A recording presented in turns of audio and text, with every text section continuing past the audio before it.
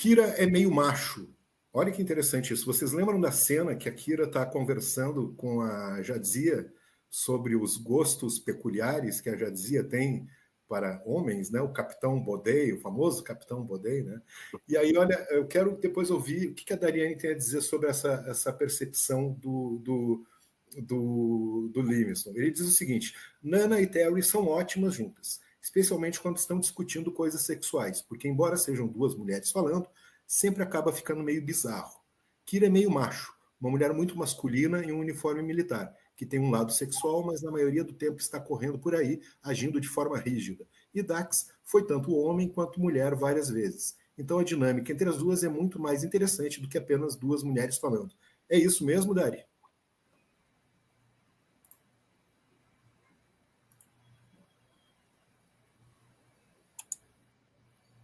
Travou? Tá com delay. Ela tá com delay lá. Tá aí, Dari? Travou ou delay? Voltei. Aí. Ok. Voltou. Aê. Então tá. A questão de essa percepção do masculina, em função da época que a gente está falando, que é anos 90, ela ainda existe. Quando a mulher é assertiva, e não estou dizendo que ela age como os homens, naquela base daquela conquista mais ofensiva. Mas quando ela se posiciona com o que ela quer e ela é assertiva, as pessoas geralmente observam e rotulam. Ou ela é uma mulher muito polêmica, ou ela é uma mulher muito difícil, ou é uma mulher muito masculina. Porque quem, por exemplo, é a mesma situação quando se dá um encontro na mesa de um bar. Então, vamos falar no bar do Quark, certo? Tem um oficial feminina, um oficial masculino. Não estou falando em questões de gênero, só estou explicitando como é que funciona a cabeça das pessoas hoje na questão do homem e mulher, dessas atitudes comportamentais que são extremamente culturais. E acontece isso, de você achar que é muito natural o homem tomar a iniciativa e chamar e oi, tudo bem, posso te passar para pagar um drink, ou vamos conversar, ou te passar o contato. Agora, quando a mulher toma essa decisão, sem ser ofensiva, sem ser extremamente assertiva e até um pouco vulgar, como muitas pessoas acham que acontece, ela já é taxada como masculina, ela já é taxada como uma mulher, entre aspas, muito aberta, né, ou muito para frente, ou uma vez eu escutei um termo muito grosseiro e vulgar, muito rodada, era um termo que eu escutei, e não é raro ouvir isso das pessoas às vezes. Né? Então, ora, a gente está nos anos 90, a Kira, ela é uma pessoa que ela veio de uma resistência, olha o histórico daquela mulher. Ela não pensa duas vezes e ela é extremamente rápida quando ela dá as respostas, naquilo que ela quer é extremamente honesta.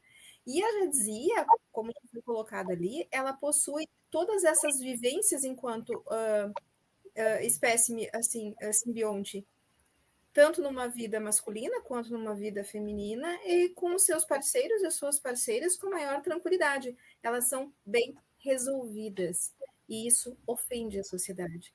O fato de uma mulher ser extremamente discreta ou extremamente esfuziante e dinâmica não significa que ela seja vulgar ou que ela seja masculina quando ela toma a iniciativa ou ela é extremamente assertiva naquilo que ela gosta e não tem vergonha de dizer.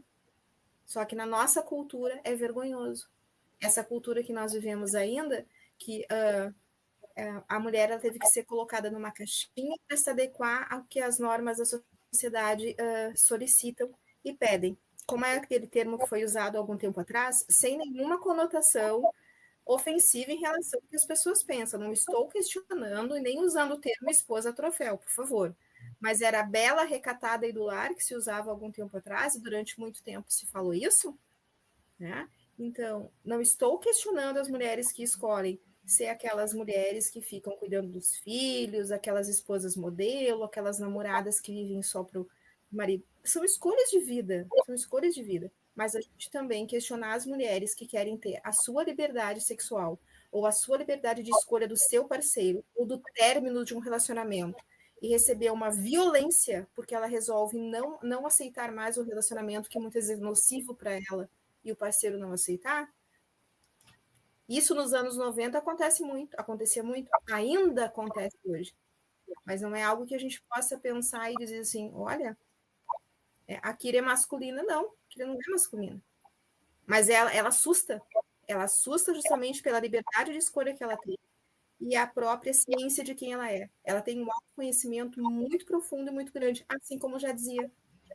Mas é muito bacana ver essa discussão dela sobre os tipos que elas optam ou escolhem, assim, é perfeito, assim, são excelentes amigas. Isso é muito bacana. Não é discurso feminista, para alguns que querem. Não rotulem como feministas as colegas que falam, por favor. Mas é algo que qualquer historiador, se a gente vai pensar um pouquinho mais, sabe disso. É extremamente cultural. A mulher ela está objetificada ainda hoje e rotulada ainda hoje e apontada nas ruas ainda hoje por não aceitar aquilo que os homens impõem que elas aceitem. É isso. E essa aqui, Dari, também, ó, outra personagem feminina, tem também questões interessantes, né? O Livingston, ele adorou a Sakona, que é uma vulcana atípica, né? Traficante de armas, é verdade. Qual era a ideia original? Deveria ser ainda mais sexy, para combinar com o flerte que ela tem com o Quark, né? O Robert Blackman, figurinista, achou a proposta interessante, pois os vulcanos raramente mostram o corpo, né? Ou destacam o corpo. Então eles pensaram num olha só, vestido de veludo roxo até o tornozelo, com sapatos roxos. E aí ela ia ficar extremamente femme fatale, assim, uma coisa, né? E aí o Rick Berman, olha, para o Rick Berman achar que ficou inadequado, o cara que baita machista, né? O Rick Berman vetou o visual original por ser inadequado para um vulcano. Resultado final, vestido justo, sensual, mas ainda dentro do aceitável para a cultura vulcana. E aí, o que vocês acham? Faria sentido esse... Aí você vai julgar o fato de uma mulher ser sensual ou atraente ou seduzir alguém, não estou dizendo novamente, não de maneira vulgar, só pelo vestido que está usando? Tem mulheres cobertas da cabeça aos pés que aparecem só os olhos, muitas vezes, por trás dos leques, e a gente sabe disso, que eram as danças de salão, que seduziam à distância. O cavalheiro estava do outro lado do salão para dançar, a mulher escondidinha ali debaixo com um leque gigantesco, e só nos olhos assim já conseguia seduzir. Ah, por favor. E é óbvio que eles iam fazer isso. Aí me surpreendeu a postura só de uma vulcana tá aliada ali aos Maquis, mas o fato, né, dela se solidarizar com a causa não era para seduzir o pai, conseguir. Aquela cena da mesa do jantar ali, com aquelas flores todas, eu olhei, eu não sabia se eu levantava, sentava, levantava, assisti 3 vezes os 2 episódios, de novo, assim, para dar uma... E olhava aquela cena e digo, mas isso aqui vai ser meu down, mas isso aqui vai ser meu up, mas isso aqui é o down, é o up. Aí, gente, o que é isso? O que era aquele jantar, assim, sabe? É uma coisa absurda. Ah, por favor. E aqui temos outra questão de atípico, só que dessa vez com uma fisiologia atípica, ou seja, porque ele é obeso, né? Então, preocupação dos criadores. Cardassianos estavam parecendo todos iguais. É isso. Né? Colocavam os cardassianos um do lado do outro, todos iguaizinhos. Aí, qual é a ideia? Mostrar diversidade física. Introduzir um cardassiano em forma de pera, que é o pargo. Uniformes feitos com estrutura de espuma rígida e poliéster que imita couro. Né? Isso exigia que os atores fossem muito magros, né? Com o físico tipo do Mark Alaimo, né? Sem zero gordura no corpo. Mas daí em Deep Space Nine, né? Porque a gente sabe que os cardassianos aparecem, né? Com esses uniformes, tudo lá na nova geração. O Robert Blackman redesenhou os uniformes e aí fez ajustes para caber em corpos variados, como o desse ator aqui, o John Schuck, né? Diversidade de corpos aí entre os cardassianos. Direção em continuidade, de Livingston para Allen, né? O Corey Allen conversou com o Livingston para alinhar o início da parte 2, aí depois do alinhamento inicial, o Allen assumiu a direção independente, né? Qual era o desafio principal que ele viu? Dar dinamismo a uma longa cena de diálogo. A primeira cena da parte 2 é aquele longo diálogo do Sisko e o Hudson caminhando, né? Por aquele cenário da floresta e tal. Aí são 6 páginas de diálogos, né? Filmaram nesse estúdio aqui da Paramount, e aí eles tiveram que fazer nessa caminhada, né, uma coreografia. Eles faziam 3 curvas de 90 graus durante a caminhada e a fala, né? Imagina, é um trabalho e tanto, né? Ter que sincronizar cada passo com a fala, cada volta, né? Para dar certinho no momento que está falando, que não está falando, né? É uma técnica similar que o Allen já tinha usado no episódio Paradise, que a gente já discutiu aqui.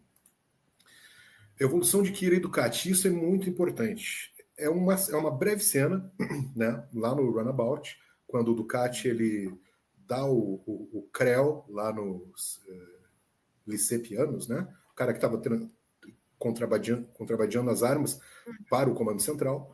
A Kira começa a ver o Ducati de forma menos maniqueísta, né? Então é o início da relação complexa entre os dois personagens. Então aqui o que o diretor diz? Esse foi o começo de toda a complicada relação deles, que se tornaria mais e mais complicada na terceira, especialmente na quarta temporada. Foi o Bear, na verdade, que falou. Na quinta temporada, no entanto, Kira e os espectadores em casa seriam novamente autorizados a desprezar o Ducati. Exatamente, né?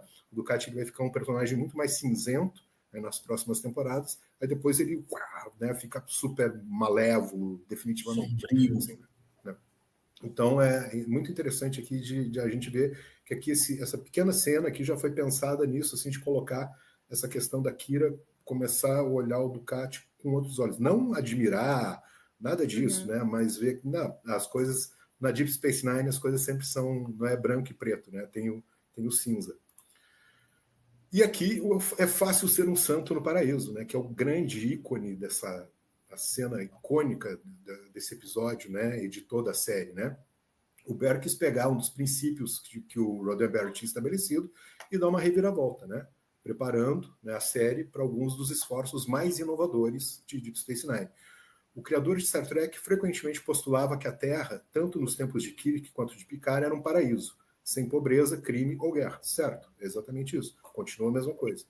Embora o Bear tenha cuidado para não contradizer essa visão, né, ele não faz isso, ele começou a fazer os personagens analisarem isso mais de perto, como quando o Cisco observa que é fácil ser santo lá no paraíso, lá na Terra. Agora, se tu está num planeta que era da Federação e passou para o território cardassiano, aí realmente as pessoas não vão mais ser santas, elas são humanas, né? É essa a ideia, né?